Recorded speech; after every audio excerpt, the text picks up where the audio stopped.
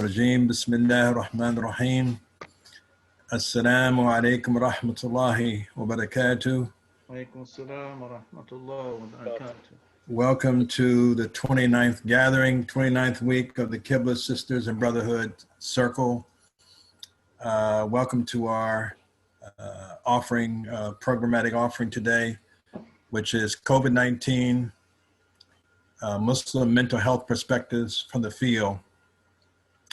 Our first offering, part one, was last week, October the 4th, and we're following it up with part two this week.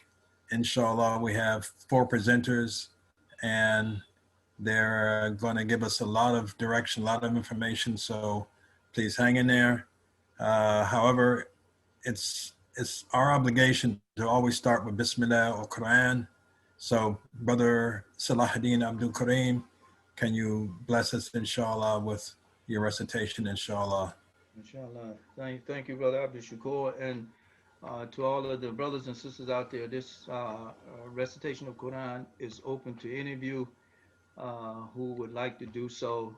Since I was asked, I was responding. But today I'll be reciting from Surah Ashura, which is Surah 42, ayats 25 and 31. أعوذ بالله من الشيطان الرجيم بسم الله الرحمن الرحيم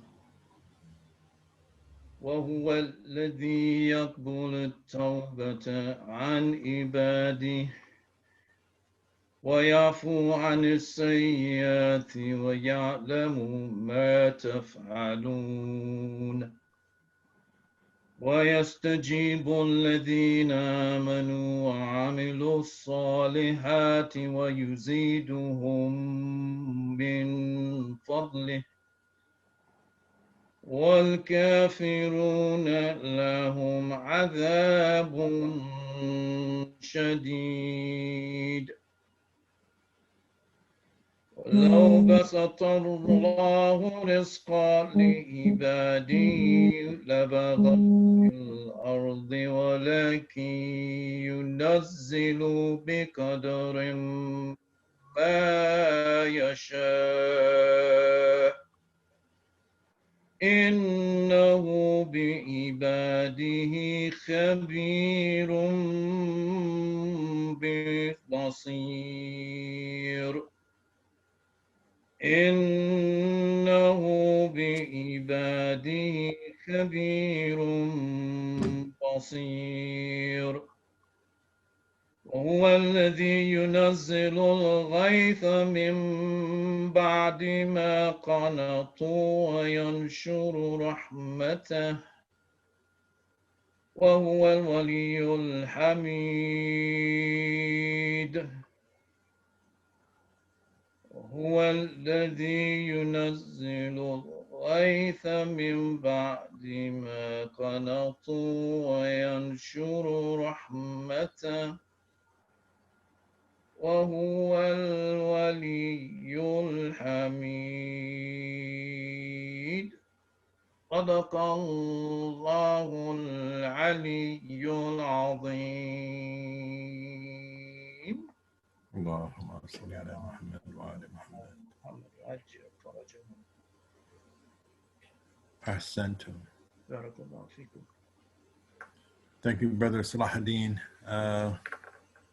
Turning to our first offering, just to bring everyone out, just to recall, at the end of our last program, our last speaker, Dr. Sarah Yazbek, she held our attention with a very riveting and interesting true story showing the power of belief, sometimes adaptive belief and maladaptive belief, or positive or negative belief.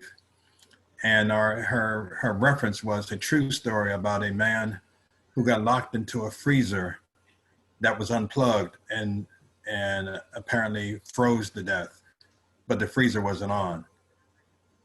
So with that in mind, turning to Dr. Hamid, he's going to introduce us. His title of his offering today is, it's a long title, but it's the 1918 Spanish flu, COVID-19 and COVID-19, the biopathogenic effects of race, religion, and insights, implications, and strategies for scientific, social, and cultural construction.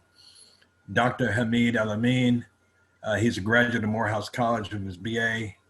He received his master's and PhD as well from the University of Massachusetts Amherst.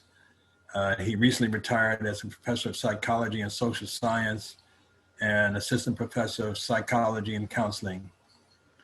Dr. Hamid Al-Amin has a clinical counseling and teaching experience with varied populations from preschool to adult in Massachusetts, New Jersey, Alabama, and Michigan. And he lectures across the country and internationally as well. Dr. Hamid, please share with us, illuminate our thinking. Bismillah. Thank you all so much for inviting me back to complete this presentation. It is a great pleasure. And we should all thank Allah for this coming together in this way. And some of you, like I, think of these occasions in this moment as historic. I have worked with the Claire Muhammad Schools Consortium for about 17 years. So what we're going to share with you today is really from that work and from the connections that we made with that work.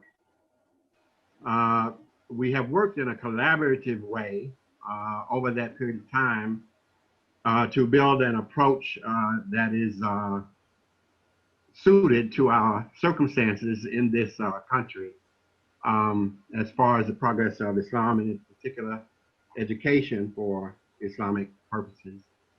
I'm a student of words like many of you, so when we say collaboration, the word means to work together. The co is together, and the labor is just what it says, so to labor together. One of the other points of doing it, one of the main purposes of doing it this way is that this is what is called by some, a higher way of conducting shura bainahum. That is sharing our ideas, our insights, and sharing our work together and our purpose. As my brother mentioned about the topic, I really chose this topic not so much to introduce a particular subject matter, but to talk about the connections between the subject that we're addressing here and other issues that have to do with the sciences of, particularly the social sciences in particular. So that's why I've chosen this topic. And there's a lot more to say in that regard, but we'll leave that later. We're really dealing in this context, the present day context, not with one pandemic, but four, in my estimation, for diseases. And we know that the Quran speaks of diseases of the heart, and the word means, this means not. So literally not at ease. And we know that in that sense, disease is not just something that is biological or biopathological. Although we're living in those circumstances, and that is what we are discussing. But along with that, there are other diseases that are happening now, or things that are leaving us not so much at ease, that are economic and political, and we can think of those as connected. And then there are what we have termed macroaggressions, which are the big ideas of philosophy and ideology and other social constructions, such as racism and Islamophobia, that go against the human nature as we see it in terms of the fitra and the fitralahi that Allah has designed for all of creation. Brother Hakeem, next slide, please. So we want to talk just a little bit, just to introduce something about the context of the 1918 Spanish flu, which is also called the Spanish Lady. Although it's curious why it was called that. It was because Spain was not involved in World War I, which ended just after the pandemic. And in fact, there are some sources that say that the flu itself started during the war on the battlefields of France. And so the Spanish called it the French lady. The context of the war prevented many other countries from sharing news about the war, but Spain was neutral during the war, so they were the only source of news. And so that's one of the reasons perhaps why it got its name. There were estimates as low as 20 million deaths worldwide. Most of the estimates say 50 million, and some say twice as much, as many as 100 million. There were 40% of the global population that were actually infected during this pandemic. 675,000 deaths in 2018 alone. Next slide. Compared to what we are a little over 200,000 now. The other thing that was going on as far as African Americans at that time, besides segregated circumstances, was the Great Migration had started 2 years before that. 1916 is the usual date. So in places like Chicago, Black migrants from the South with their rural lifestyles and habits were blamed for bringing the infection or causing infection in the larger cities of the North. Another hypothesis has to do with the fact that there was a lower or controversial suppositions about whether the pandemic actually affected Black people lesser than it did white people. One of the things that is hypothesized is that there was a flu in the spring of 1918. There was a milder version of the Spanish flu, and that there was some immunization that came from that did not pass on its immunity to the white community. Now, of course, at this time, the data collection sources that we have now are not available. So all of this is somewhat speculative. In 1918, of course, the segregated period made for very, very difficult circumstances in terms of African Americans getting treatment for any kind of health issue. This picture that you see is actually of a school that was turned into, the basement of it was turned into a hospital. You can see that the windows are open and that children are wrapped up in blankets and also drinking something probably warm to aid in their discomfort. The quote at the bottom of this is from the governor of Virginia at that time. It points out the issue of race very clearly at that time. And in fact, it's almost as if our perspectives haven't changed since that time, almost over 100 years ago. It's an excellent thing to have our colored people so well able to work out their own problems independent of white help and without any mixing of activity, Davis told the paper. It shows that they are progressing and that they will become helpful workers in the future of the state. So we were left on our own. I don't know how many of you were born in segregated hospitals. I'm old enough to have been born in a segregated hospital, in the basement, in fact. This is a picture of a ward of a hospital that was located, I believe, in the basement of the school. And you can find this article if you Google it.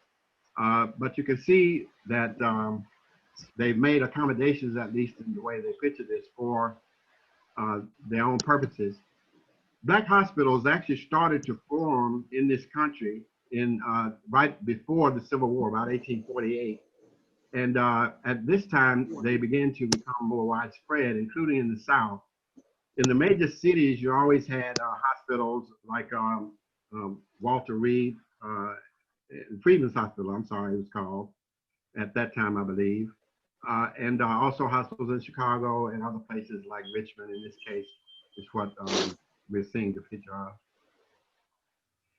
Another issue that Brother Lateef asked about was Muslims in COVID-19. I did not find any references to Muslims in particular in this country, but we know there is a background or history of Islam contributing to the pandemics. In this country, actually inoculation was found to be effective because of an African slave who shared it with a man in Boston who then, I guess, popularized this use. And so it became a standard kind of practice. We know that the Muslims also, with our emphasis on cleanliness, developed antibacterial use of soap in Persia in the 9th century. And also the use of alcohol as a disinfectant. These things were unknown in Europe, I'm sure most of you know. The quarantine also, although it had been used in biblical times, was also used in the hospitals, the first hospitals in Damascus during that same period of time, 8th and 9th century. I want to talk a little bit about the biogenetic aspects of this, just to mention the connection, because that's what we want to understand, is connections between the biological and the social and the cultural, because they are all connected.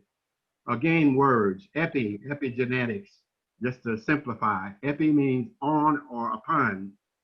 So this notion of how the environment influences our genetics makeup, you'll find in any good genetics book. This is just a representation that comes from the internet. And it's a little bit complicated, but if you want to look it up, you'll see that it does make the case that environmental influences do influence our genetics, and in fact change our genetics so that our genetic expression, so that the genetic effects are passed on. If you look on the right there, you see it says health endpoints, and then it has an epigenetic factor there that's attaching itself to what are called histone tails. And these histone tails actually suppress or facilitate the expression of the genes. So this is actually the mechanism by which environment actually influences our genetic expression. And that is passed on through generations, which is the next slide. If there's a person that has a genetic modification, as you see with the woman here in red, the maternal line of the transmission, when she marries, then through their offspring, those same phenotypes are passed on to the subsequent generations. And in fact, what we're talking about now is a transgenerational transmission of all kinds of dispositions and attitudes and other effects that in fact are social and cultural, that are really rooted in our experiences as African Americans with the issues of racism and our need to adapt and adjust. And they're both adaptive responses as well as other pathogenic responses in our, not only in our psychological and social function, but in our genetic makeup. And we know that, and we'll talk about that again in just a minute. Those experiences in the environment are mediated, as most of you know, through the autonomic nervous system, which is what transforms our everyday experiences in our social and physical environments into emotional expression. And most of you have had a basic course in psychology, you know that, and that many of these responses, in fact, are we're not consciously aware of this because of the way the brain is organized. That notion is related to what is called the triune brain, or the idea that there are three brains in one. And there's a lot to say about this 3-in-1 notion, and some of you might reflect on that because there are many connections, but really the triune in all of its uses, as in the Trinity, or as in Freud and his id, ego, and superego. All of these are related to a principle that's related to how human nature is organized. We know that from the 3 cells or 3 nefs in terms of how it's described in the Quranic sources. So the hindbrain is the place where all these autonomic functions actually register. And so those are pretty much automatic, as the word suggests. Autonomic, the word actually means self-named, but name implies the function of a thing. So self-functioning. And so that's why all of these issues that we talk about don't necessarily register in a conscious way. PTSD is parallel to PTSS, which most of you know is something that Sister Joy DeGray Leary has posited, which she refers to as post-traumatic slave syndrome. It describes a set of behaviors, beliefs, and actions associated with or related to multi-generational trauma. So we've talked about the physiological and biological aspects of that and how it registers and how it changes our genes. And she makes the very pointed case that these characteristics are due to our situation that goes all the way back to slavery. I want to connect this now with what I referred to before, clinical and social issues. There's an area of psychology that's a little known. It's called social ecology. The eco actually means nature. And so the word literally means, ecology literally means the logic of nature.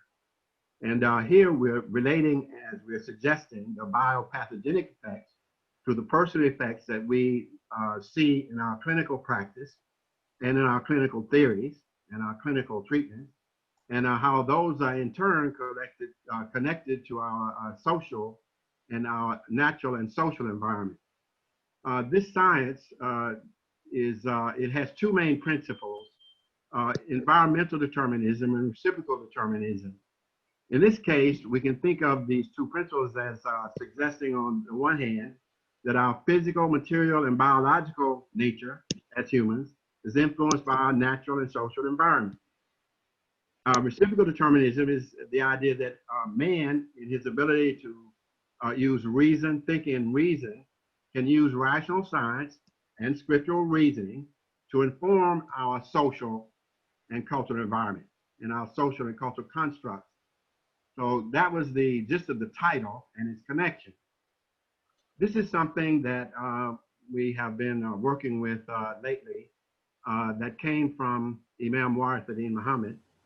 And it has to do with what he defined as the three sciences.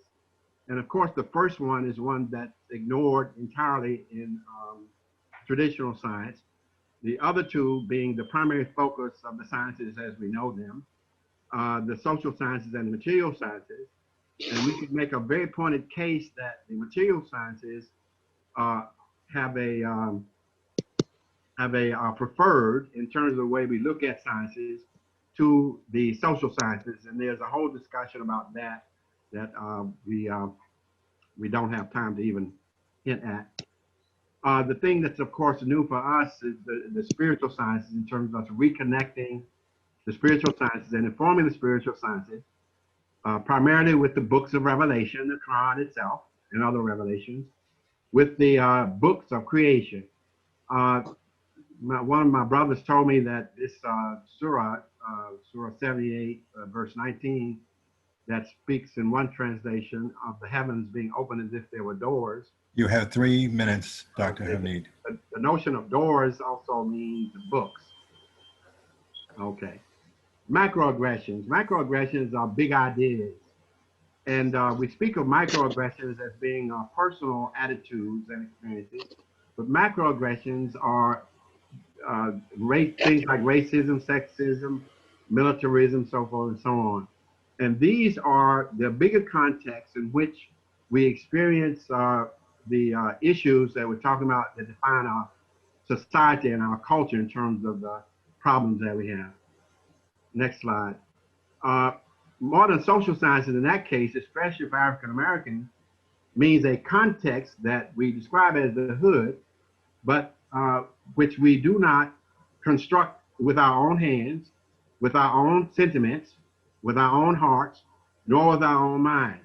We live in them, but really they occupy us rather than us controlling them. That's another discussion as well. Next slide. That's why this group is so important, because of the great task that we have as followers of the Prophet and what he has ordained for the future of this religion, even in this world. We know in Africa too, there's a lesser rate of infection and death. In fact, about 20%, 30% less, I think, most estimates. Just one more minute, my brother.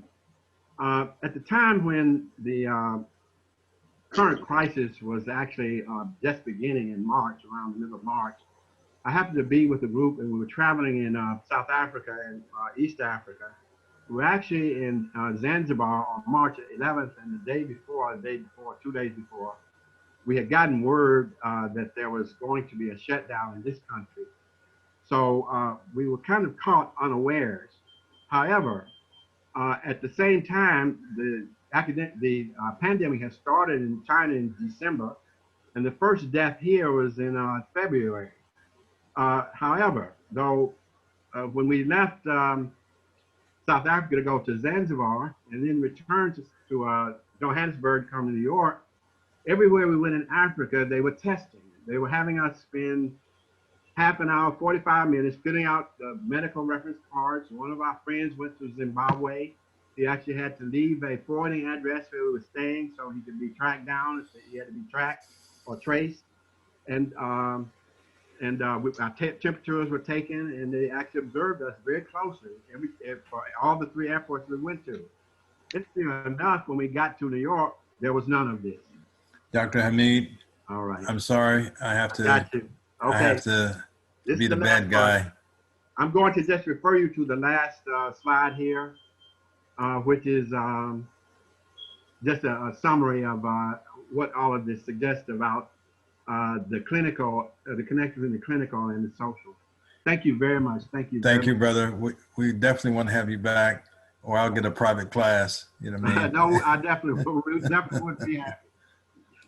Alhamdulillah. Thank you so much, Dr. Hamid. Yes. So that takes us to our next offering. There's a saying that if people want to change their lives, they need to start by changing their minds. We know that Allah in His gracious book has said that Inna Allah la yughayyiru ma biqawmi hatta yughayyiru ma bi anfusihim, that verily, indeed, Allah does not change the condition of a people until they change that which is in themselves. Our next speaker, Brother Hashim, James Hashim Sutton, is the care coordinator for the Jail Addiction Services Department of Montgomery County, Maryland, Health and Human Services. He received his Master's of Human Services from Lincoln University. He is a licensed addiction counselor with the state of Maryland and has worked for 20 years in various treatment centers serving diverse populations, and has achieved a Master's of Addiction Counseling certification. He's also a certified recovery coach, a registered peer specialist supervisor, and active in recovery community organizations, local as well as national. He is the producer and host of the Road to Recovery program on Montgomery County Channel 16 television station. And he served on Montgomery County Alcohol and Other Drug Advisory Council from 2009 to 2015, and has received numerous awards from Montgomery County Executive and County Council, as well as from the Department of Corrections for his community service. And just briefly, I'd like to say something that's familiar to everybody, or maybe not. This is a poem called If you can control a man's thinking, you do not have to worry about his actions. When you determine what a man shall think, you don't have to concern yourself with what he will do. If you make a man feel that he's inferior, you do not have to compel him to accept an inferior status, for he will seek it himself. If you make a man think he is justly an outcast, you do not have to order him to the back door. He will go without being told. And if there is no back door, his very nature will demand one. Brother Hashim works in a detention facility, and he's going to enlighten us right now. Take care, brother. Brother Hashim, please take us with you. Bismillah. Go ahead. Bismillah. Assalamu alaikum. I want to thank the Qibla Circle for allowing me to share this bit of information about addiction as it concerns the Black community in particular. And I'm going to speak about the jail population also because that's actually where I work. And so I'll be sharing a little bit about the jail population here in Montgomery County, and then also the work that I do in the broader community. So I wanted to start with the coping with COVID. I have a little clip I want to show that goes over some of the points that Dr. El-Amin had already mentioned.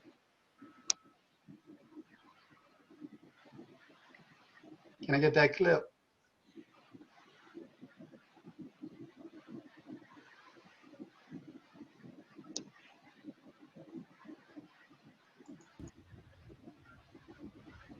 Yes. Actually tells us that, first of all, we have a need to explain our actions. So when you have a very strong desire, you say, or do something, you say, well, it is because I had this or that reason. And we also like to feel that we are in control of our actions. So I do this because I choose to do it. So it's very difficult to actually grab the concept that you may be doing something as you describe it automatically, without really being you, the one that is guiding that action. And by you, I mean your conscious awareness. So we can fall into these repetitive automatic patterns of behavior where we are no longer in the cognitive control, the capacity to say, I'm going to do this and carry it through. And we all are more or less able to do that. I mean, no one is perfect. We all have moments when we say, okay, I don't want to eat more of those chocolates, and yet I cannot stop it. And particularly if I'm stressed, that becomes much harder. So we have that capacity most of the time of exert self-regulation, but if we are very stressed, then we lose it. And there are people who are much more vulnerable to fall into these automatic modes of behavior, and where the control, actually the ability to control, is much lower. And that is at the essence of addiction, and at the essence of differences in vulnerability between people on to addiction. Because the question is, a lot of people take drugs, and yet a very relatively small percentage, we don't know what it is, 10, 15%, will become addicted. And so the question is, what is the difference between someone that can still control versus someone that has not? Yeah. And why is it that some people become addicted and some people don't? Well, there are multiple factors that actually determine your vulnerability to addiction or not. A very important one is your genetics. So as we know, there are families where there are many more people that have problems with alcohol or cocaine, and this has been recognized for a long time. And scientists like to quantify things. So they say 50% more or less of your risk may be genetic. But your environment is also very important. So for example, if you're brought up in an adverse environment, or an environment where you have early exposure to drugs, that will increase your risk of becoming addicted. And indeed, for example, we now know that the younger you start taking drugs, the higher the risk that you have of becoming addicted.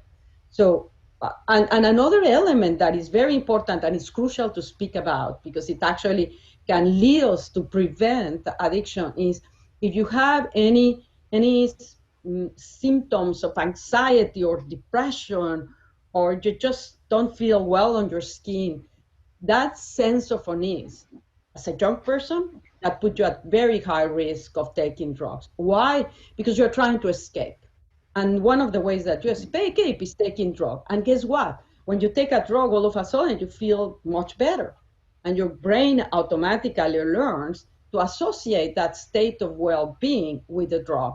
So the next time that you're feeling depressed or anxious or uncertain, then you have this desire to take the drug, because it has been memorized in the brain resulting in such a way that it leads to an automatic behavior. It's a memory that translates into an action, whether you're conscious of it or not. And so that's why I want to highlight the recognition that symptoms of depression, anxiety, anything that makes you feel sort of not well in your skin, boredom, all of them can increase the likelihood that you start to take drugs and that you will get hooked up in drugs. That's about it. You can close it out now. And so I'd like to highlight some of the points that she's the director of National Institute of Drug Abuse, and she's very good a doctor and scientist that deals with addictions. And some of the points she pointed out, it sounded like she was talking about the Black community. She was saying early exposure, people who had experience with depression and trauma, people that didn't feel good in their skin. So it sounds like she was describing our community at large.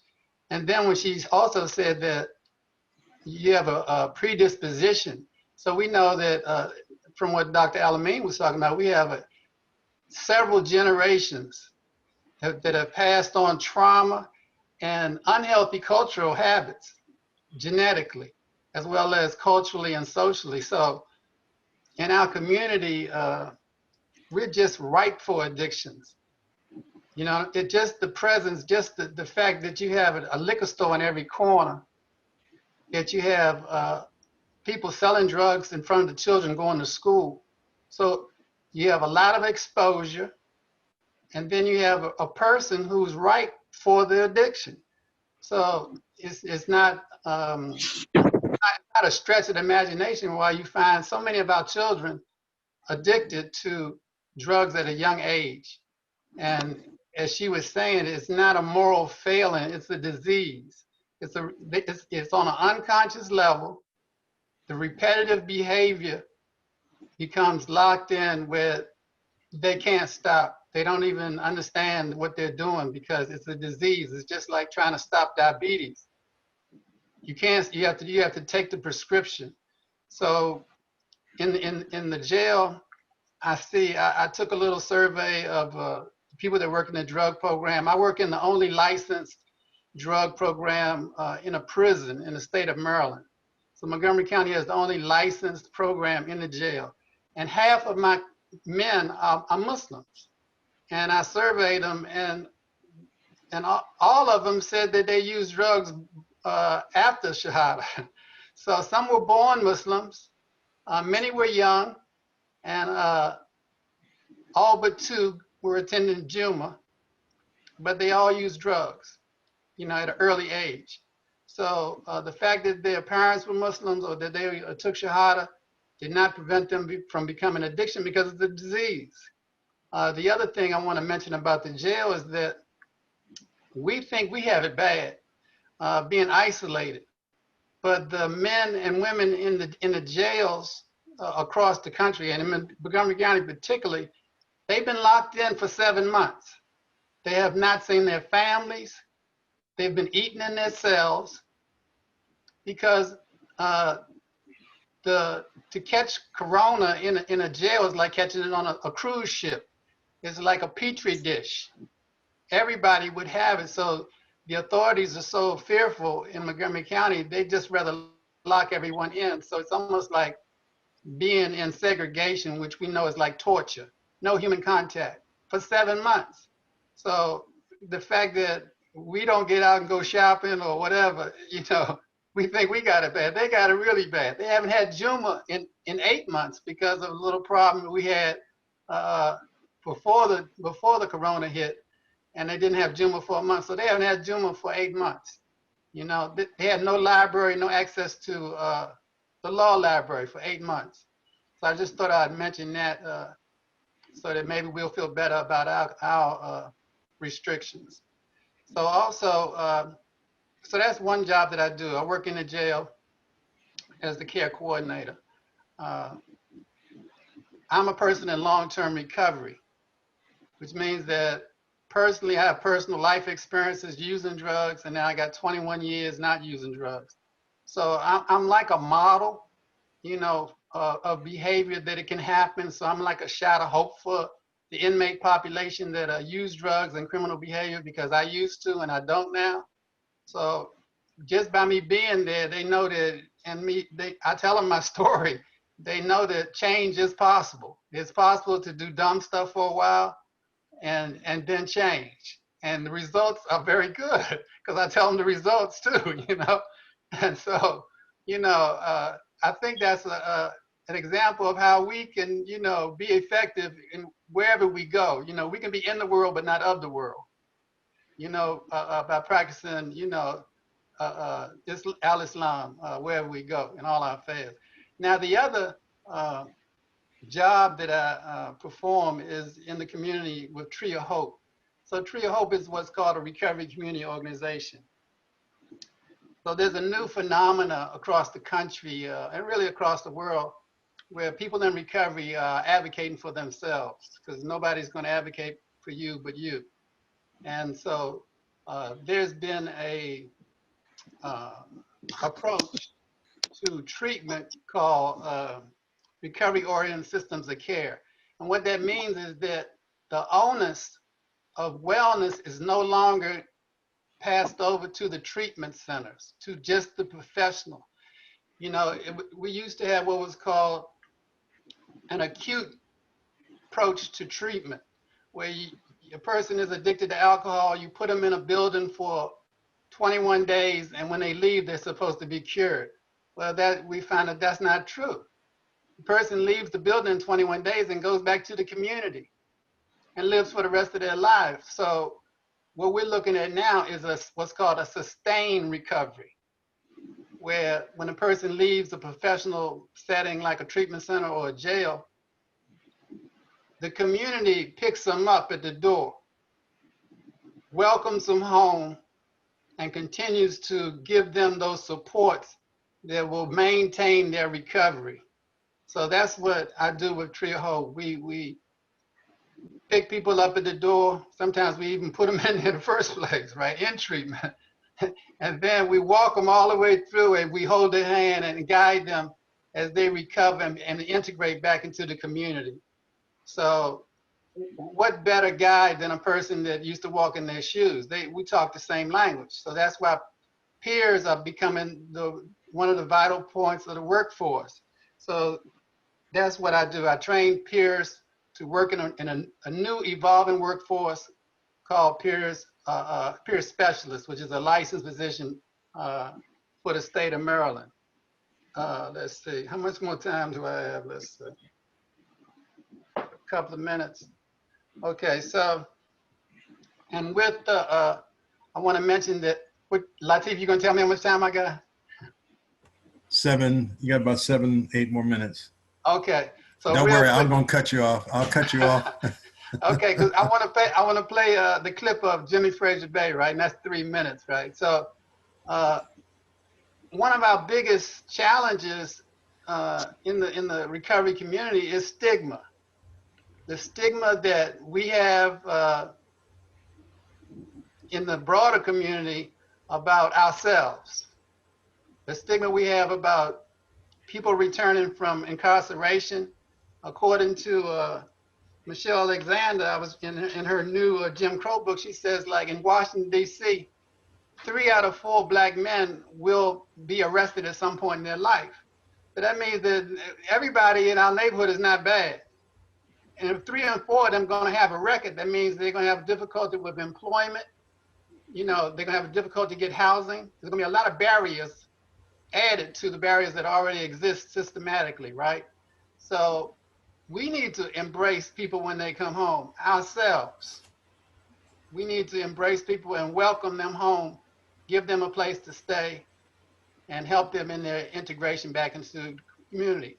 So that's for people with addictions and people coming home from incarceration. So I do that. I have a program, a TV program, which we mentioned, where I work on stigma reduction by having professionals and people with lived experiences share their stories. So let me play, I don't want to miss on Jimmy, so let me play Jimmy's clip. And this is a story. Well, I think you've heard it before. And I got to give honors to the gentleman who gave me the story, Dr. George Logan Hill. He was a professor. Oh, yeah. our He was my in professor, English. too. Yes. But let's just tell it like this. There's a little boy, and let's just give him a name. His name is Jimmy. Okay, Jimmy. So Jimmy walked home from school every day, and he's always had a group of kids around him. You know what I'm saying? And Jimmy was the type of person he just wanted to be looking good all the time. He always wanted to show off. Okay. And so on the way from school to home, he would always go past this tree with this blind man sitting under the tree. The blind man was very wise, and Jimmy knew that. But Jimmy's thing was, I gotta show my friends that I'm smarter than this blind man. So he would go past there, he'd pick up a rock, and he'd say, blind man, what's in my hand? And the blind man would say, a rock. So he'd go by the next day, and he'd pick up a stick and say, blind man, what's in my hand? And the blind man said, a stick. So the children were laughing at him now. See, this old man is smarter than you are, and he's blind, Jimmy. So Jimmy, this was a Friday, and Jimmy said, you know what? I'm going to trick that guy, and I'm going to take all weekend to plan it. So when Monday came around, and Jimmy thought long and hard about how he could trick the blind man. So Jimmy had a plan. He went to get all of his friends because he wanted to make an impression. He said, I'm going to trick the blind man. So Jimmy went and he said, now look, there's a bird's nest up in that tree, and there's some baby birds there. He said, I'm going to climb that tree, get me a baby bird, and put it in my hands. He said, now I'm going to say, blind man, what's in my hand? And the blind man's going to say, a bird. He said, now this is where I'm going to trick him. I'm going to ask the blind man, is the bird living or is he dead? And if he said the bird is living, I'm going to crush him to death. So Jimmy got the bird, he went, and blind man, what's in your hand? The blind man said, a bird. Jimmy said, is the bird living or is it dead? The blind man said, that too is in your hands. Wow. Wow. We have choices. And with that, that's a wrap. Thank you so much, Jimmy. And An opportunity. thank you again. This has been Jimmy Frazier Bay. My name is James Sutton, and I'll see you on the road to recovery. Incredible. So Jimmy Frazier, I love it. I know. Look, that's one of my favorite stories, right? And he comes to the jail and tells it to the guys, and they like love it. They like, I'm chilled, right? Like I am now, right? Every time I hear it. And this is a gentleman who lived in Gaithersburg, like on a farm type situation, and he used to come all the way to 14th and U, Northwest DC, to buy heroin. SubhanAllah. And was in the jail maybe 20 times and Ya full Allah. recovery. And now he's the director of the program that probation sent him to. He's actually the director of the program and working on his PhD. SubhanAllah. So it'll show you when you use the resources that are available, and his faith. His faith community has also supported him in his recovery process. Right? He's very, spiritual, as you can see. He's been a servant of the people his whole recovery. He's been helping others, and that's part of his story. So I have to praise his work, and he's a servant of the people. Got 2 minutes.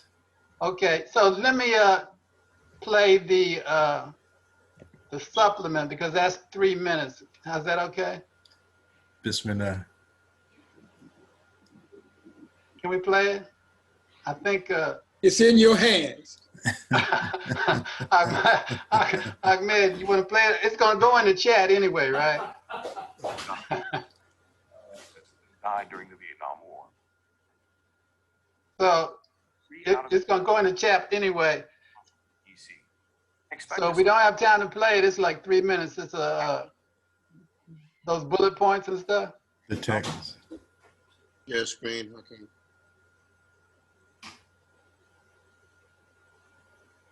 So what it is, while they're working on it, if they play it, I just put together like a fact sheet with just some points to point out about recovery and some resources that are available to everybody.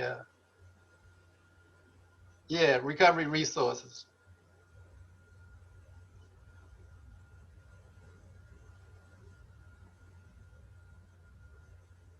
Here's some food for thought. America has the highest drug death rate in the world.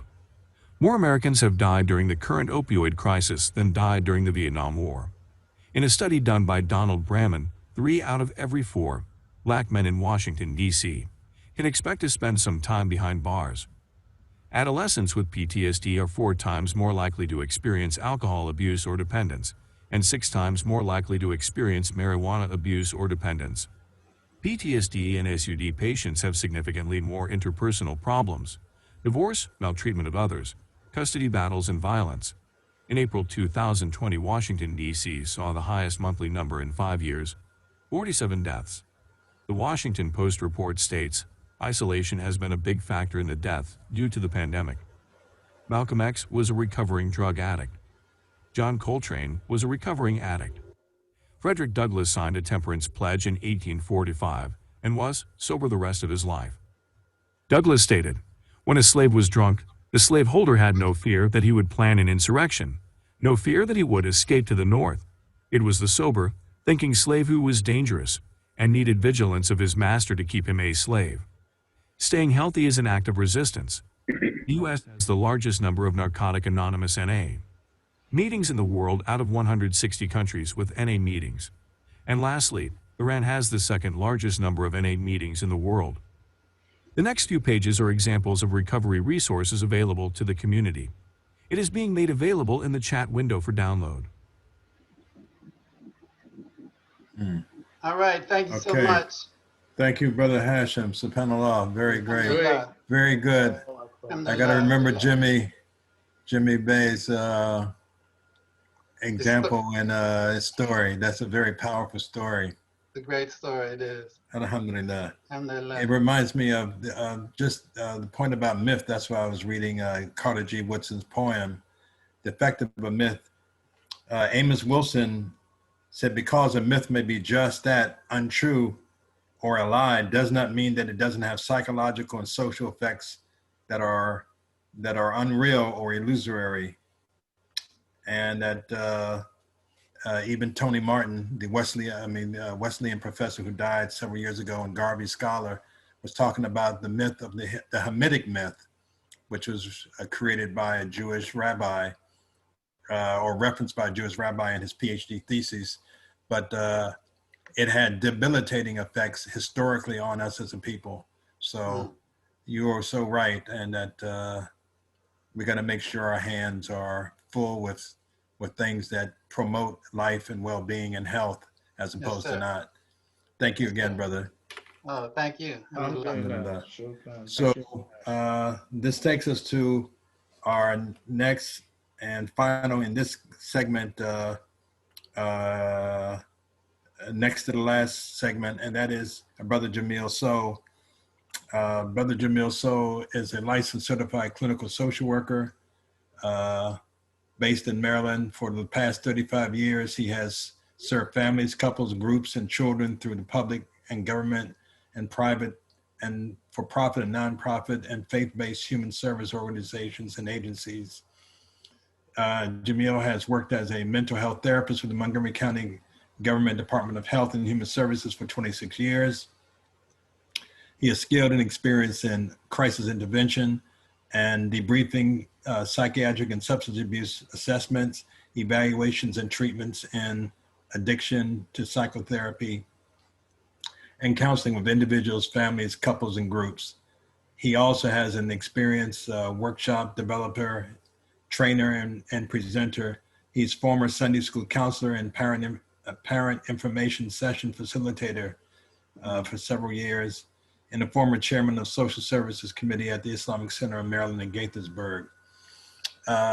Just to point out the functionality of this this circle, this very week I had a call from a parent, a father who was distraught about the substance use of his son, a 17-year-old, and that he had heard about me somehow, and that but I was very quick to let him know while I was feeling his story.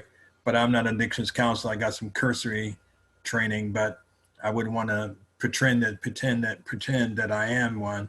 And I immediately thought about Brother Jamil Sow and that his program he's been doing in masajids and on conscientious care in terms of in people's homes. So I made a connection, referred the father to him, and alhamdulillah, this week, as I understand that they made an agreement, and Jamil has constructed and crafted a program of participation and recovery and treatment for the young man. So this is the immediate result of this endeavor in terms of this program before it even comes on, before it's even completed. So, and lastly, I was at a training several years ago. All of us who are clinicians, we have to go through regular training. I was at one for chaplains. And so I heard a naval chaplain say something, which I spoke to him afterwards, and I told him I'm going to paraphrase. And he said about the church, but I'm going to say it about the masjid. He said that, or paraphrasing, our mosque, rather than our mosques operating as museums for the saints, they should be clinics and hospitals for the sick. So Brother Jamil has taken that to heart. He sees clients oftentimes from the masjid, in the masjid, and elsewhere. So Brother Jamil, please bless us. Bismillah ar-Rahman ar-Rahim. Go ahead. Bismillah ar-Rahman ar-Rahim. Assalamu alaikum, everyone. Alaikum salam. You know, initially in planning, I had intentions of covering mental health perspectives, COVID-19, positive impacts and negative impacts, some things about substance abuse recovery and sobriety and abuse during COVID-19, and some tidbits about my experience with some of my clients during this pandemic. And as I listened to the previous presentation and I think about last week, my whole approach has changed because one, it was good to see Brother Hashim, because I've worked with Brother Hashim at the jazz program for, I can't remember how many years, but I was there before he got there. And it was such a blessing when he arrived, because he came with, you know, the answer that a lot of people who were in jail and who are trying to get sustained recovery ask, how many years do you have? Do you have an addiction issue? And I will always be honest and say, no, I do not. And one of the things that our supervisor at that time, who was also in recovery for heroin, and I was very new to working in addictions, and he would say to tell your group, if you have cancer, you don't ask the doctor, have you experienced having cancer? With that, what I would say is that my best training in substance abuse, addiction, and recovery has not come from any trainer, has not come from any textbook or any classroom. I thought it was unfortunate when I got moved from working with children in an alternative school back in 2003. I got moved into doing drug and mental health evaluations for the county government for about 8 years. I did not want to be there. I prayed this took hard before I got transferred there, hoping that I would get into the jail, because what I saw the jazz program was not a drug program. I saw a behavior modification program. I'd done a lot of work with adolescents in psychiatric hospitals and group homes very early in my career back in the 80s. And I didn't get that. When I landed to do drug and mental health evaluation, I had no experience in substance abuse. So my training came from those 8 years sitting with people active in their addiction, people who have relapsed, sitting with them for anywhere from an hour to 2 to 3 to 4 hours, and sometimes 2 or 3 times a week to get their evaluation completed. This is where I think is the best place to get training, to get education, to get knowledge. It's coming from those who have lived it, being someone myself who had not lived substance abuse. With that said, though, when we talk about addiction, one of the things within the Muslim community is that we tend to only think about addiction to drugs and alcohol. And for my last 15 years of working with the county government, I was fortunate to be able to work in addictions, primarily with just substance abuse, drugs and alcohol. But in the Muslim community, we have addiction to pornography, addiction to cigarettes, addiction to food, addiction to video games, addiction to technology. The list can go on and on and on. And as the doctor said in the video that Brother Hashem played. I really miss working at Jazz. Love to listen to her knowledge. This doctor is full of wealth of knowledge. Addiction is a brain disease. So it doesn't matter if you're addicted to chocolate like I am, and as a diabetic, I should not be touching chocolate. Or if you're addicted to pornography, if you're addicted to drugs, heroin, marijuana, whatever.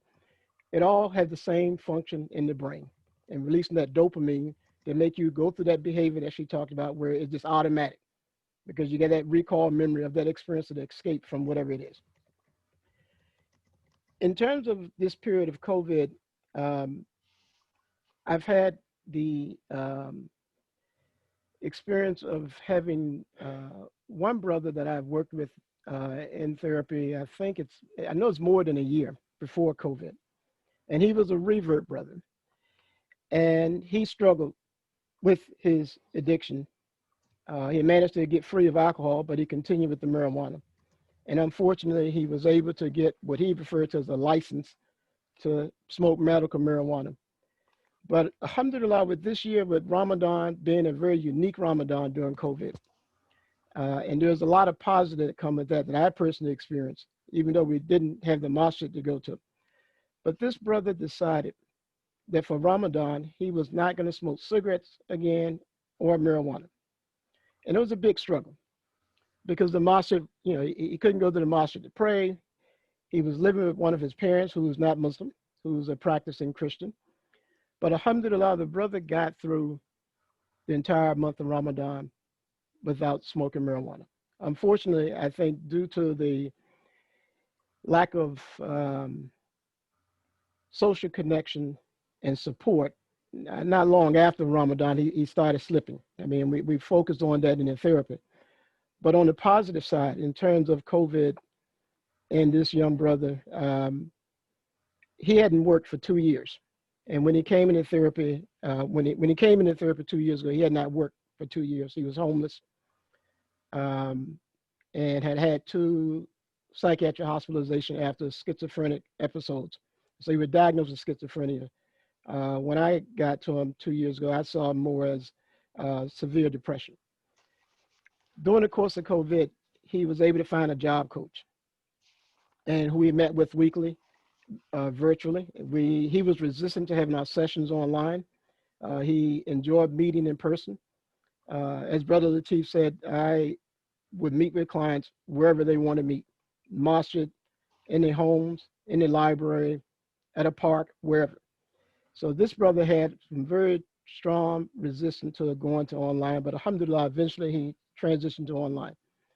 But he eventually found a job for the first time in 2 years, which was one of his goals at the start of treatment, was to find a place to stay because he had been homeless, to find a job, and to begin dealing with his issues from his childhood in the past. And when we think about addictions, and especially substance abuse, I think this is the area that sometimes people don't think about, is what's behind, what's motivating, what are we medicating? And this was the one part of his treatment that we never dove deeply into. And one part that shocked me was that some of the issues he had with one of his parents, he moved in with that parent. So I'm quite sure that that was never fully resolved. In terms of different perspectives, in terms of mental health for the Muslim community, as a revert to this deen, alhamdulillah, Allah brought me out of darkness.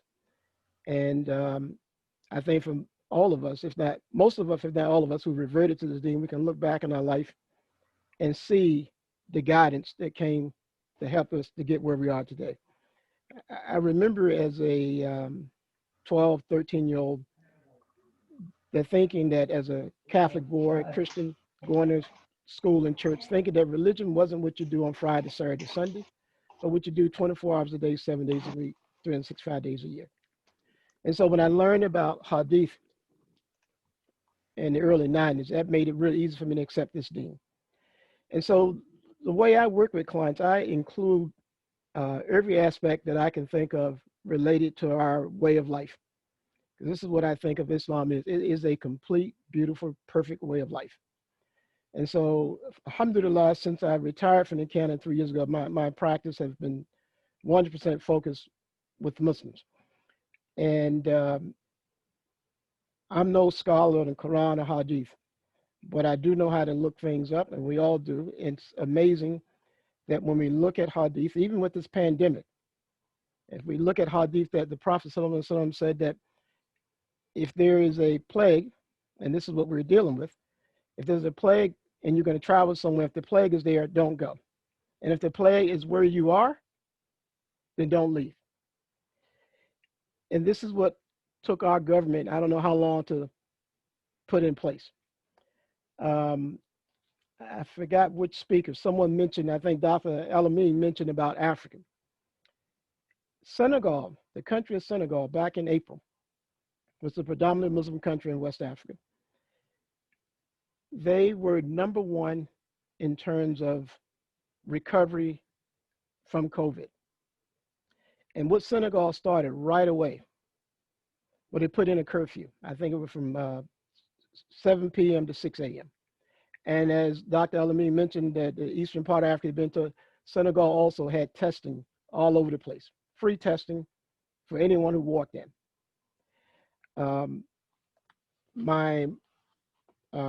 One of my older brothers, who is, may Allah guide all my siblings, the 9 of them to see the light of Islam and accept Islam, who is still a practicing Christian, frequently send me news articles in terms of how Senegal and the different African countries and Muslim countries are doing and dealing with this COVID. There's a lot that the U.S. can learn from looking at other countries, and we don't hear much talk in the media about what other countries are doing. My client population that I've been serving during COVID, I would say about 40% of them I was working with, maybe even 60%. I was working with them prior to COVID. I have acquired several new clients since COVID, but no one came because of COVID. They came because of other issues, and everyone that I'm serving have some impact that COVID have had on their life and have contributed to the various issues. Alhamdulillah, Allah has made it possible that I have several clients in the Middle East now that I do virtual sessions with. And it's just amazing to see how those countries are responding. I mean, all this talk about going back to school and open up the schools and people protesting to open the schools. In one country in the Middle East, I think it was a client in UAE, who's a teacher, mentioned that the school is going to open back up. And they opened up for teachers for 1 week, and then in the second week, students are supposed to come back. They didn't get through the first week, the decision was made, no, go back to online. But what I've noticed as I look at other countries, as I talk to people from other countries and people who are in other countries, there is no folks on the street protesting, demanding that we're not going to wear masks, that we need to open the schools. Everyone seems to be taking the recommendations very seriously and following through without any issues. I don't want to miss something that I think that was a blessing for me with COVID. I had ordered a book over a year ago as I began to look at wanting to focus my practice on serving the Muslim population, and I ran across a book online called Sustenance of the Soul. And this was written by a scholar in 9th century. Probably Abu Zaid Bakari, I believe I might be mispronouncing his name, but it's available on Amazon. And his perspective was long before all the stuff that we're dealing with mental health today, in terms of addressing what we refer to as mental health. And I go back to what someone said last week, is changing our thinking from mental health to behavioral health. And what this scholar talks about is the soul, that what we tend to deal with when we're talking mental health, behavior health, is related to the soul. And I think someone mentioned earlier, the disease of the heart. And that if we think about what we call mental health in terms of medicine for the soul and nurturing and taking care of our soul, it's a lot easier to swallow that pill versus the idea of someone saying you have mental health problems. Because I know both in the African American community throughout as long as I can remember, and also I'm learning in the Muslim community and definitely in the immigrant Muslim community, there is this resistance to looking at or acknowledging or accepting that you have a mental health problem. So the phrasing in terms of behavior health, but also looking at in terms of our soul being out of balance.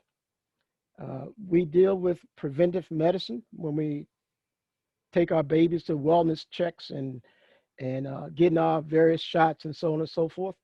What he talks about in his book here is about preventive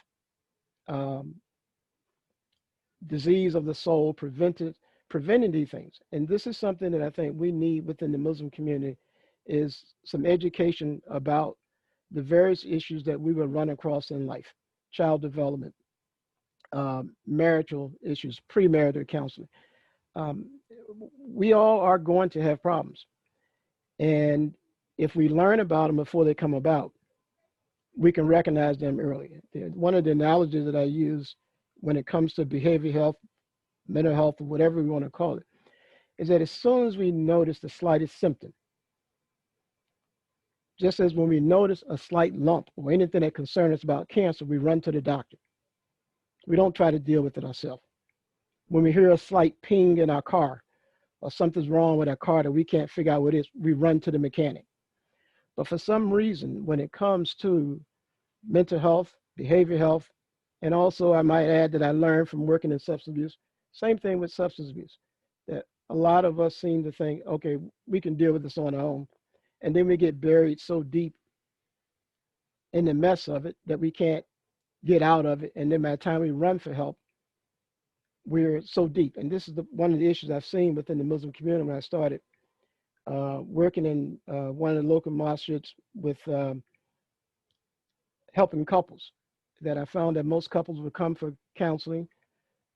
After the problem had gotten so bad, one of them had already decided that the marriage was over. So there's not much you can get done with a couple if one have already decided that the marriage is over.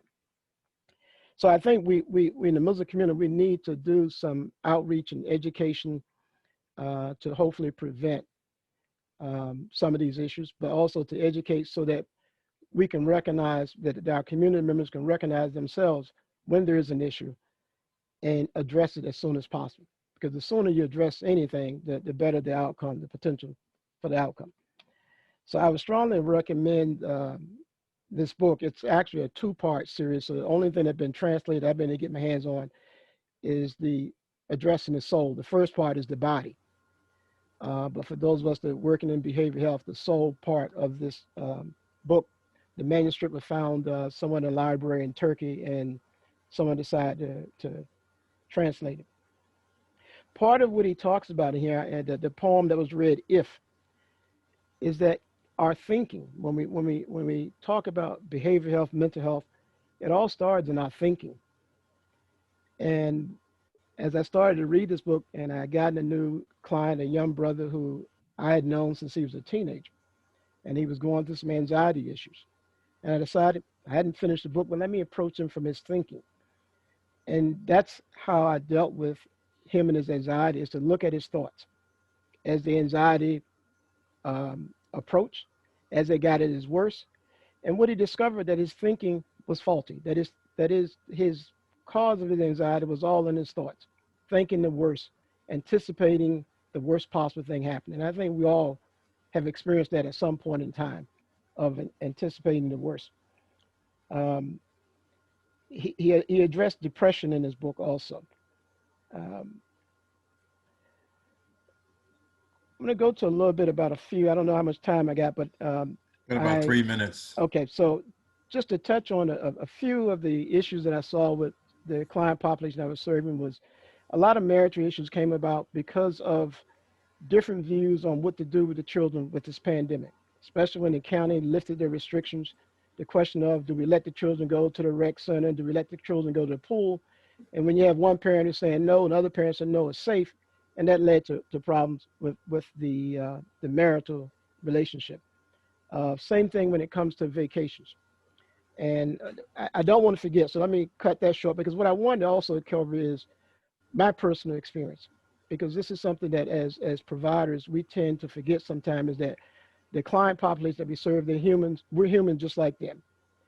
And one of my personal experience was that when the masjids closed and when all the isolation took place and it was just me and my family at home, I only went out to help my daughters learn to drive, run to the grocery store and back home. After a certain number of months, I found myself battling with depression coming on and with shaitan. And at some point, the masjids opened back up, but I was still resistant to going. I was hung up on the bathrooms being closed and hung up on, putting your shoes in a bag and praying 6 feet apart. But when this battle with depression and shaitan got stronger, I realized that the risk of staying home and then the depression take over and shaitan take over was greater than my risk of returning to the masjid, wearing the mask, social distancing, and following whatever safety measure put in place. And that is what kind of lifted me from sliding down that slope. And when we talk about recovery, I'm not sure what has gone on with NANA. I've read that it all have gone virtual. But if people, I know I'm a people person, and without interacting and engaging with people in person, part of me is lost and hurts. I'm still addressing to doing sessions online. And as I mentioned to Brother Latif, I have this disorder that I discovered called TCD disorder, technology challenge disorder. And so when it comes to going online and involve engagement technology, and those of us who fall in the baby boomer age range, most of us have that disorder because we didn't grow up with this technology. Where the younger folks, as the technology grew up, they grew up right with it. So I run into frustrations with going online, even though it's coming close to 8-9 months. I'm still having my challenges. But alhamdulillah, may Allah reward y'all for putting this together. One piece of feedback that I give that I think I put in the chat last week, I think our presenters that we've seen, we can have them each come back and spend a good hour on their topic. Easily. Especially last week, because I had my notebook quickly taking notes. And then today I had my plan, but then as I started listening to others, it expanded. And so inshallah, hopefully that in the near future, we can have each person come back for an hour or two of their own. I actually prefer more interactive. So hopefully we have some time at the end for questions and answers and comments. Alhamdulillah. Thank you so much, Brother Jamil. Allahu Barak Feek. You said a lot of things that kind of stir thoughts. I know when we first talked telephonically, we both talked about the impact and the powerful positive impact that a friend in common had on both of us, and that's Dr. Mariam Funches. Mariam Funches, exactly.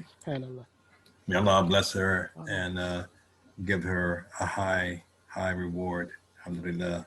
Brother Latif, I mentioned one other thing that related to Sure. the client you referred to me, because something that the father said, brothers and sisters, I think is very crucial. What he said to me was that he went to an imam at a masjid and mentioned about his son dabbing in his substance use. The imam referred him to a resource in Virginia. That resource in Virginia referred him to Brother Latif. And Brother Latif referred him to me. So when this brother and I connected, he said, this is the blessing of Allah that it happened in this chain like this. This is where it's meant to be. And, to hear this, you, Brother Latif, mentioned how this came about and to know that the Father saw the exact same way. So inshallah, may Allah make my work with them successful and bring that family closer together and some success. Ameen. You referenced the book about the sustenance for the soul, and I look forward to trying to purchase the book myself. What came to mind was a statement by, you may have heard this book called by a doctor, I think it's Dr. Thomas More, who wrote a book several years ago called The Care of the Soul. He said, when the soul is neglected, it doesn't just go away. It appears symptomatically in terms of violence, obsessions, addictions, and loss of meaning in life. So I thought that was a very powerful quote that I recall. Turning to our next speaker, alhamdulillah, he's been very patient. Brother Amin Watson. Brother Amin Watson has a bachelor's degree in computer information systems and a minor in business administration. He also has a master's in social work and a specialization in mental health substance abuse. Brother Watson is Executive Director of Healthy Lives, which is a behavioral health agency providing mental health therapy, substance abuse treatment, medication management, and psychiatric rehabilitation and transitional housing services for the residents in Baltimore since 2013. He's also an adjunct faculty professor for Baltimore City Community College, where he teaches social work, counseling, and substance abuse related courses. He has been working in the field of mental health and substance abuse for 20 years and has been a board of social work examiner and board of professional counselors and therapists approved supervisor for over 5 years. Alhamdulillah, Brother Amin is working in the heart of the city. Brother Amin, please bless us with your guidance and your knowledge, please. Bismillah. Bismillah. Assalamu alaikum. Wa alaikum salam wa rahmatullah. Yeah, I see we got a lot of Montgomery County in here. Prejudice. Alhamdulillah. So I just wanted to do, I guess, just a brief discussion, maybe a little bit about what we do at Healthy Lives in reference to serving the Muslim population. A couple of challenges and a couple of advantages I found that we've had in dealing with having a Muslim organization, which is majority staffed by Muslim, serving, we serve the entire population, but we have gotten to a point where we're being identified as kind of like the Muslim program. So a lot of our clients are coming from the prison system. We're taking people coming from prison. We had a number of people in drug court. So we're part of the diversion of, clients who may be dealing with a charge. And in order for them to eliminate that charge or not serve any jail time, they're being sent to drug treatment. We're one of those programs, and we're definitely known at this point as the one where they like to send the Muslims. We have a unique issue with some of our Muslims, not because they're Muslim, it's really a Baltimore City kind of a thing, but the idea of the fact that they are Muslim gives us a different communication ground, right? A different way of communicating with them. Excuse me. So what I've noticed is that in relation to COVID, so COVID has eliminated a lot of things, which has caused a lot of problems. I believe that Brother Soul just mentioned that. COVID caused us to eliminate Jumu'ah. We had to stay in the house. COVID also, I think no one mentioned at this point yet, Ramadan. It was a lot of communal activities revolved around the masjid during Ramadan. We also had Hajj that we had to forego. So, and with Islam being such a communal religion, a communal way of life with support completely embedded in its structure, the challenges that COVID brought about causes a lot of substance abuse issues, causes some mental health issues. I believe the brother spoke about that as well. So what we did at our program is essentially, what everybody else does. We implemented telehealth the best way we could to try to meet the needs of the clients. However, I assume this is a difference from Montgomery County just because of the median income there, but majority of our clients suffer from the same disorder that the Brother Soul referred to. They're not technologically savvy at all.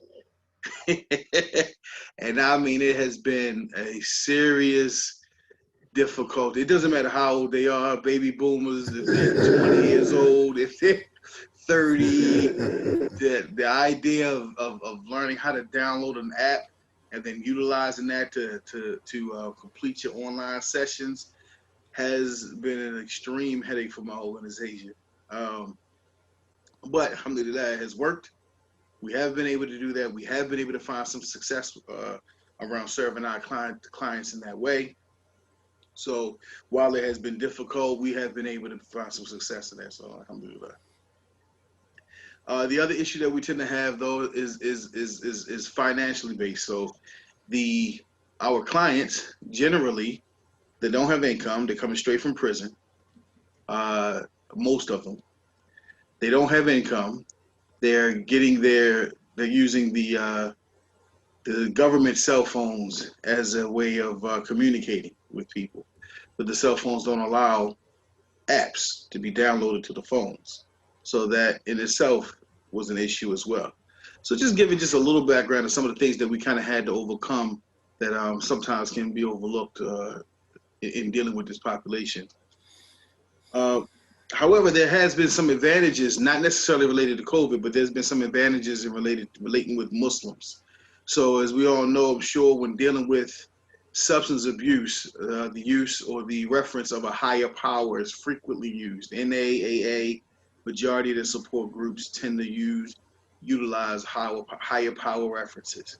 So one advantage that we've been able to utilize at Healthy Lives has been, our common understanding of who Allah is, and being able to use that as a motivation and as a common ground in helping our clients to reintegrate into society, to accept a lifestyle that did not include the frequent incarceration and the frequent drug use.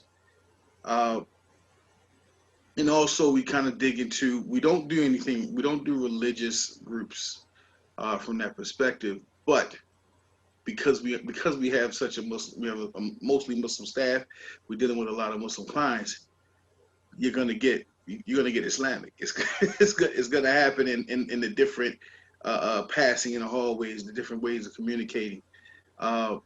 So that has been a blessing for us, alhamdulillah. Another thing that we've been able to do is we have established Salah. So this was during the time when they could come into the location. We would have Salah. We would have a structured Salah. Whoever was available at the time, usually the clients would identify somebody and they would lead and they would pray, and then whoever was available, of course, would pray with them. And I think that kind of brought about a unique relationship within the organization that I haven't experienced anywhere else. We have, of course, literature in the common areas, and we do transitional housing. So it's now 3.1 actually, but as far as the level of care. But in that, we've been able to identify a house where we tend to try, if they're willing or they're open to it.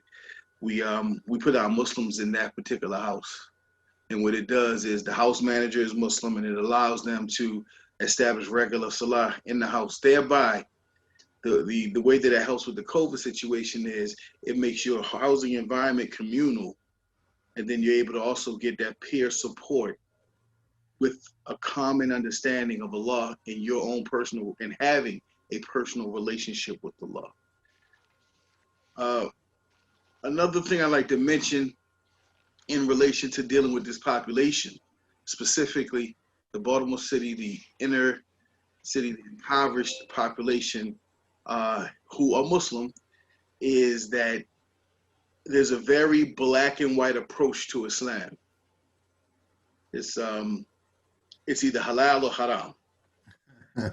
It's like that's just the way that it seems to be structured. It's either halal or it's haram. There's nothing in between, and that can be problematic when dealing with substance abuse.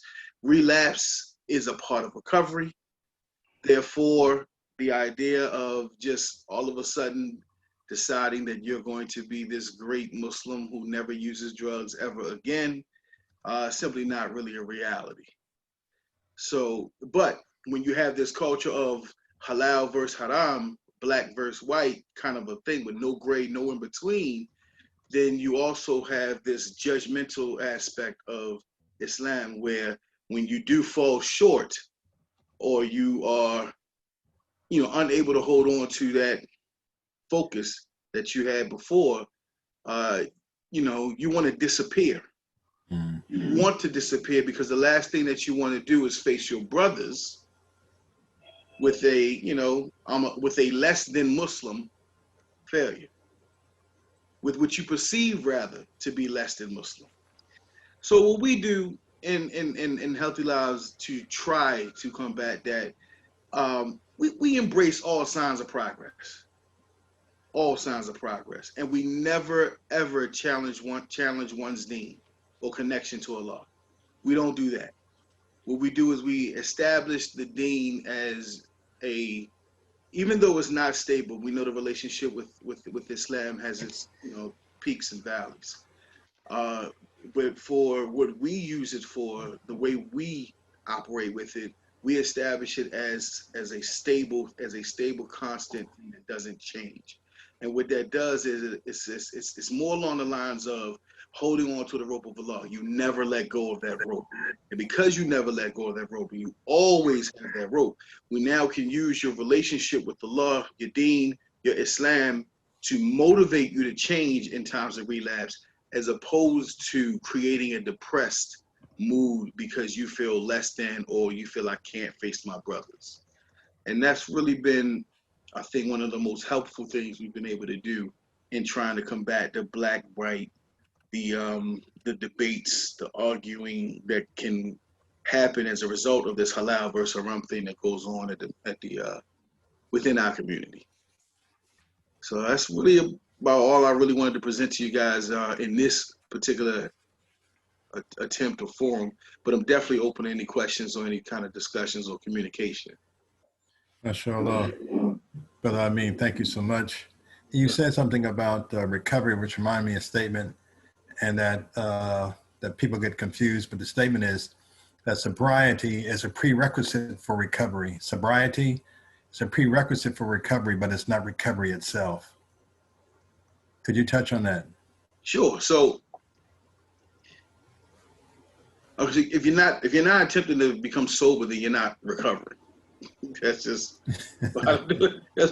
so sobriety is a prerequisite for that reason, right? But it's not recovery itself, because recovery is a holistic aspect. And when I say holistic, means that substance abuse, addiction, right, affects every aspect of your life. Every aspect of your life. Family, work, home, your Islam, every aspect of your life, substance abuse affects. So recovery is not just stop using drugs, but also strengthening those areas of your life so that the drugs and the effects, the after effects of the drugs no longer continue to plague you, and thereby creating a draw for you to return to the drug use. Yeah, it reminds me of a hadith of Rasulullah ﷺ said, the Muslim community is like a single body, that when the eye is affected, the whole body is affected. So our perception, or if you can take the physical eye or the psychological eye, but when the eye is affected, the whole body is affected. So the brothers and sisters who are dealing with addiction in Baltimore City or Montgomery or Frederick County or whatever, they're part of the Muslim body. So we are impacted. So certainly within a home proper, or within a maybe even a neighborhood or something like that, the addicts affect everybody else. They affect everybody else, you know what I mean? So alhamdulillah. Well, it looks like we've come to the end of our program. I can't say enough about how appreciative we are in Qibla Circle and how appreciative I am. Alhamdulillah, I've gotten out of this personally 3 more referrals, that places to refer people. So get ready, you know what I mean, inshallah. And that, but I really have been informed by your knowledge and your courage to, you know, everybody can't work with addictions. Everybody can't work with within issues of substance use or abuse or addictive behaviors. It's, you know, it's, I think, a calling of some sort. Alhamdulillah. So this was the 29th week of our Qibla Circle. Again, not to be trite or whatever, but we certainly look at inviting you all back on a singles tips, probably, just to offer some guidance. This pursuit to put this together has given birth to our awareness that going forward, we're looking at having a health and wellness segment at least every month, at least one time a month, maybe twice. But we're not just dealing with physical, mental health, or behavioral health, but also physical health, podiatry, coronary issues, visual issues, and the like on an ongoing basis. And that maybe this platform could be a space where people can be empowered and encouraged. It's like, I can go and ask for help. We had last week, Dr. Omar Abdul Malik, who was very informative about health issues regarding COVID-19. And he's a practicing clinician, physician's assistant. So persons like this, persons like yourselves, persons like the sisters who were with us last week, we really appreciate you all. May Allah bless you continually and give you a good reward, a high reward, inshallah. Thank you so much. And inshallah, we can close with a dua. And one of our guests would like to lead us in a dua.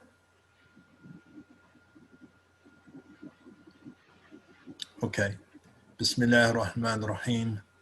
ربنا لا تؤاخذنا إن نسينا أو أخطأنا ربنا ولا تحمل علينا إصرا كما حملته على الذين من قبلنا ربنا ولا تحملنا ما لا طاقة لنا به واعف عنا واغفر لنا وارحمنا أنت مولانا فانصرنا على القوم الكافرين. Who is the loved one? Allah. Who is Ar-Rahman? Allah. Who is Al-Mannan? La ilaha illallah. Muhammadur Rasulullah. Muhammad is the messenger. To Allah is our return. La ilaha illallah. Muhammadur Rasulullah. Muhammad is the messenger. To Allah is our return. La ilaha illallah. Muhammadur Rasulullah. La ilaha illallah. Muhammadur Rasulullah.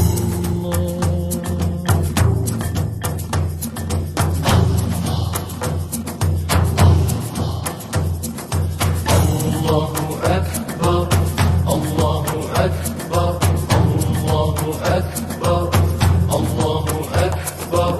All praise is due to the one and only. He is the master of all creation. All praise is due to the one and only. He is the master of all creation. He's the sustainer and the maintainer of the whole universe. La ilaha illallah, Muhammadur Rasulullah. Muhammad is the messenger. To Allah is our return. La ilaha illallah, Muhammadur Rasulullah. Muhammad is the messenger.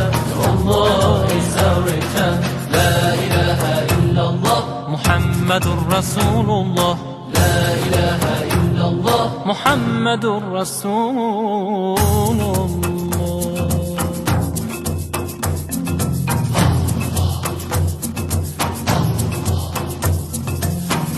Allahu Akbar, Allahu Akbar, Allahu Akbar, Allahu Akbar. He gave us life, He gave us life, He gave us life, He gave us life. He sent to guide us, Rasulullah. He sent to guide us, Rasulullah.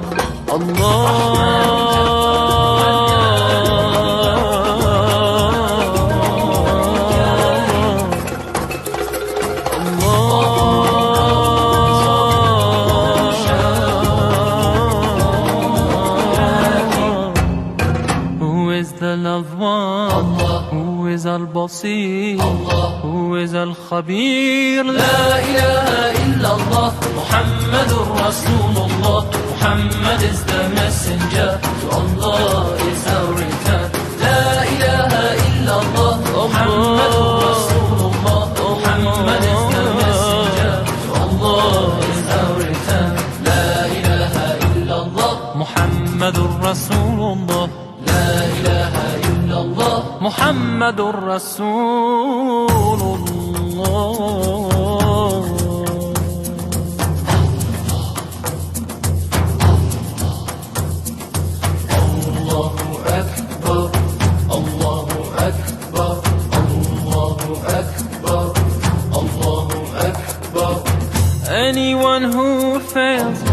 see all the signs of his existence that he has spread around.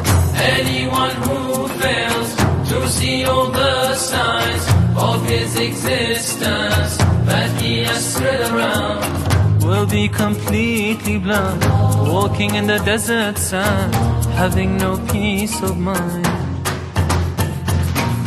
Who is the loved one?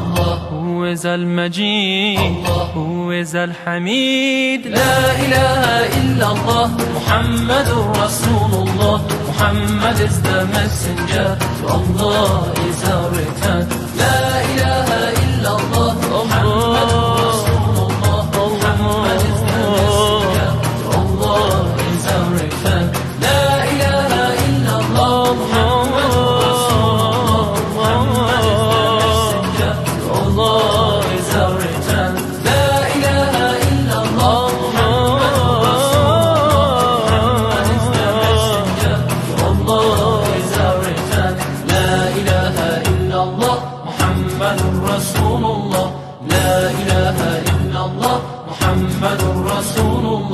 La ilaha illallah, Muhammadur Rasulullah, la ilaha illallah, Muhammadur Rasulullah.